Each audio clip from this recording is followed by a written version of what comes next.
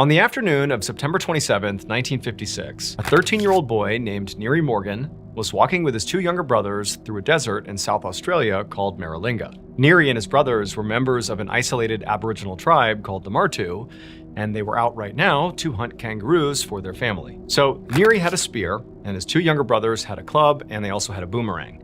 And for a while, they had been tracking this particular group of kangaroos. Eventually, this group of kangaroos stopped at a watering hole, which was just a few dozen yards away from them. And so at that point, the brothers knew this was their chance. And so they got down in the brush and began advancing on the kangaroos. But after only taking a few steps, they heard this loud rumbling sound off in the distance.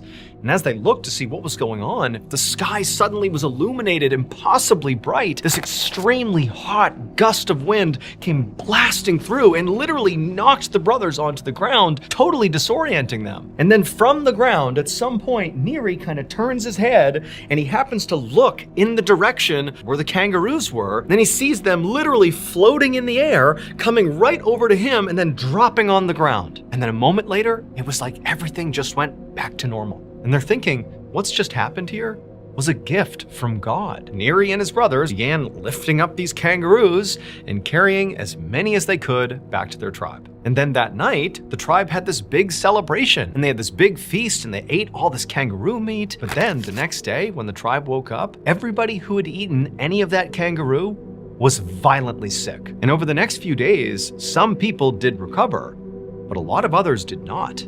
And soon, people from this tribe began dying. This whole event remained a mystery until 1967. It would turn out all those dead kangaroos that got kind of dumped out of the sky right in front of Neary and his brothers were not the result of God giving them a gift. Instead, the reason that happened was because of a big scientific experiment that was conducted in Maralinga in total secrecy. The British government was testing nuclear bombs. Neary and his brothers had been a few kilometers away from a detonation site.